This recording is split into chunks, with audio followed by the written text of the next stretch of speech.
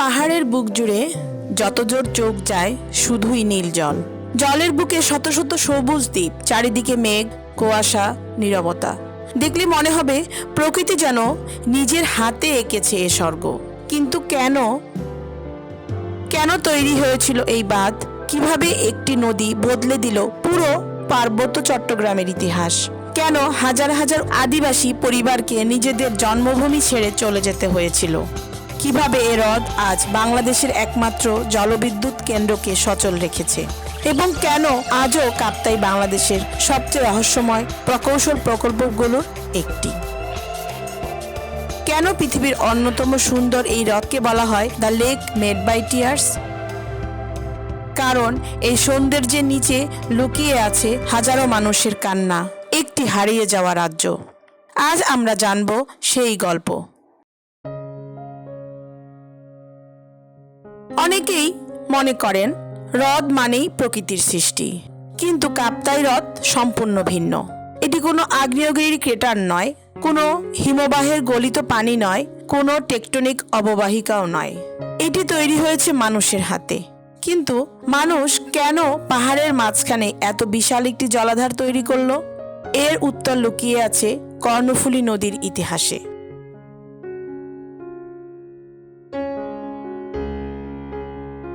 বাংলাদেশের দক্ষিণ পূর্বে চট্টগ্রাম পার্বত্য অঞ্চলে রাঙামাটি জেলার বিশাল অংশ জুড়ে বিস্তৃত এই কাপ্তাই হ্রদ। এটি শুধু রাঙামাটিতেই নয়, এর জল ছড়িয়ে আছে খাগড়াছড়ি ও বান্দরবনের কিছু অংশেও। প্রায় 688 বর্গ কিলোমিটার আয়তনের এই জলাধারকে সাধারণভাবে বাংলাদেশের বৃহত্তম কৃত্রিম হ্রদ বলা হয়। এই জলস্তর ঋতুভেদে উঠানামা করে, ফলে আয়তনেও কিছু পরিবর্তন দেখা যায়।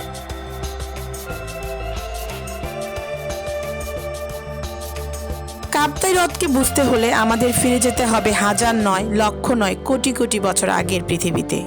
তখন এখানে কোনো বাংলাদেশ ছিল না, ছিল না কোনো কাপ্তাই, ছিল না কর্ণফুলী নদী, এমনকি তখনও জন্মায়নি হিমালয়ও। প্রায় 5 থেকে 6 কোটি বছর আগে ভারতীয় টেকটনিক প্লেট উত্তর পূর্ব দিকে এগিয়ে এসে ইউরেশীয় ও বার্মিজ প্লেটের সাথে সংঘর্ষে লিপ্ত হয়। এই সংঘর্ষের ফলেই জন্ম নেয় পৃথিবীর সর্বোচ্চ পর্বতমালা হিমালয়, আর পূর্ব দিকে ইন্দো বার্মা রেঞ্জ।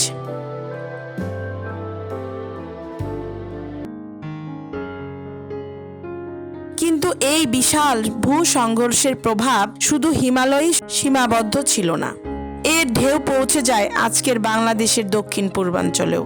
ধীরে ধীরে ভাঁজ হতে শুরু করে সমুদ্রতলের পলি, উঠে আসে একের পর এক দীর্ঘ পাহাড়ি রিজ।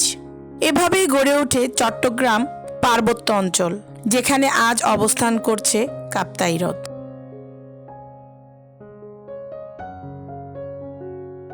চট্টগ্রামের এই পাহাড়গুলো আগ্নেয়গিরি থেকে তৈরি নয়, এগুলিকে বলা হয় ফোল্ড মাউন্টেন বা ভাঁজ পর্বত।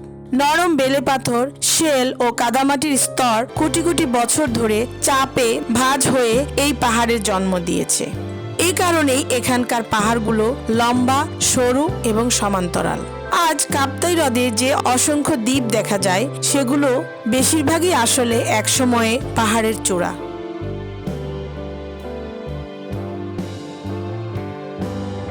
এবার আসি কর্ণফুলী নদীর গল্পে। বাংলাদেশের অন্যতম গুরুত্বপূর্ণ এই নদীর জন্ম হয়েছে ভারতের মিজোরাম রাজ্যের লোসাই পাহাড়ে, যেখানে অসংখ্য ঝর্ণা ও পাহাড়ি ছড়া একত্রিত হয়ে তৈরি করেছে কর্ণফুলী নদী।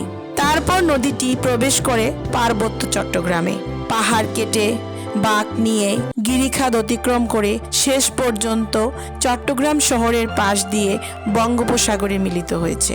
প্রায় 160 কিলোমিটার দীর্ঘ এই নদীটি একটি উল্লেখযোগ্য অংশ বাংলাদেশে প্রবাহিত।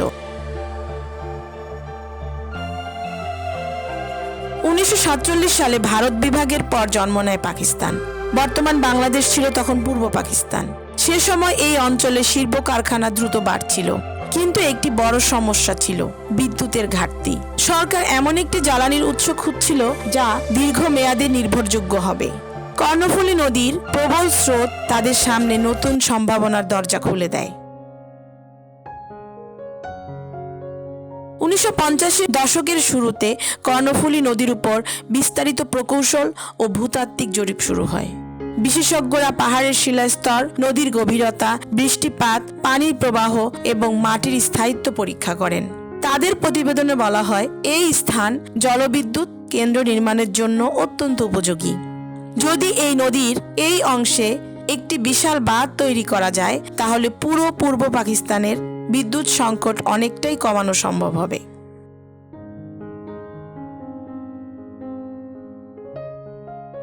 এখন প্রশ্ন হচ্ছে, বাংলাদেশে তো অনেক নদী আছে, তাহলে এই কাপ্তাইকেই কেন বেছে নেওয়া হলো?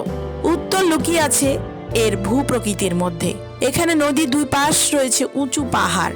নদীর উপত্যকা তুলনামূলক সরু, অর্থাৎ একটি বাঁধ নির্মাণ করলে অল্প দৈর্ঘ্যের বাঁধ দিয়েই বিশাল পরিমাণ পানি আটকে রাখা সম্ভব। প্রকৌশলীদের কাছে এটি ছিল এক আদর্শ স্থান। পার্বত্য চট্টগ্রামে প্রতি বছর প্রচুর বৃষ্টিপাত হয়। বর্ষাকালে পাহাড়ি ঢল নেমে আসে কর্ণফুলীতে। এই বিপুল পানির শক্তি যদি বিদ্যুতে রূপান্তর করা যায়, তাহলে জ্বালানি ছাড়াই বিদ্যুৎ উৎপাদন সম্ভব। না কয়লা, না গ্যাস, না তেল, শুধু প্রবাহমান পানির শক্তি। এই ধারণার পরে জন্ম দেয় বাংলাদেশের সবচেয়ে বড় জলবিদ্যুৎ প্রকল্পের। অবশেষে প্রকল্পটি অনুমোদন পায়। সিদ্ধান্ত নেওয়া হলো, কর্ণফুলী নদীর উপর নির্মাণ করা হবে একটি বিশাল বাঁধ, যে বাঁধ বদলে দেবে এই অঞ্চলের জ্বালানির ইতিহাস।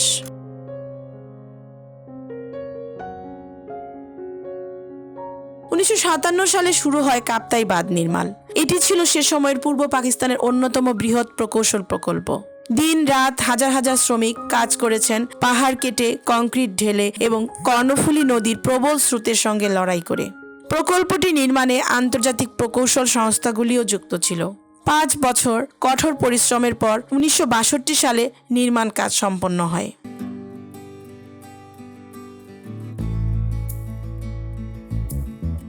কাপ্তাই বাঁধটি একটি আর্ট ফিল ড্যাম, অর্থাৎ এটি প্রধানত মাটি, পাথর ও কংক্রিটের সমন্বয়ে নির্মিত। এর উচ্চতা প্রায় 46 মিটার বা 150 ফুট, দৈর্ঘ্য প্রায় 670 মিটার। বাঁধের পেছনে জমতে শুরু করে কোটি কোটি ঘনমিটার পানি, আর সেই পানি ধীরে ধীরে তৈরি করে বাংলাদেশের বৃহত্তম কৃত্রিম হ্রদ।